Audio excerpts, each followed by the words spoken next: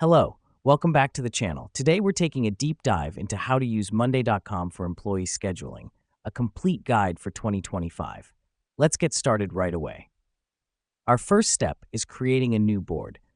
This is a critical step because it's the canvas where we will plan all our schedules. You can do this by clicking on the plus icon on the left side of your Monday.com dashboard, then select New Board. Now that we've done that, the second step is setting up your columns.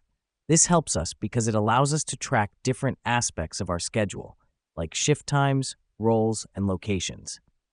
All you need to do is click on Add Column and select the type of information you want to track. Next up, we're assigning tasks to our employees.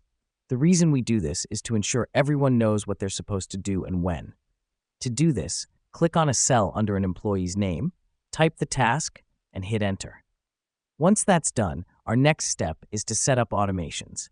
This is important because it will save us time by automatically notifying employees about their schedules, changes, reminders, etc. Just click on Automations on the upper right side, select from pre-made automation recipes or create your own, and voila, you've automated your scheduling. Finally, we're going to integrate our schedule with the calendar view. This helps us because it gives a clear visual overview of our schedule. Simply click on Add View at the top of your board, select Calendar, and your schedule will appear in calendar format. And just like that, you've set up your employee scheduling on Monday.com.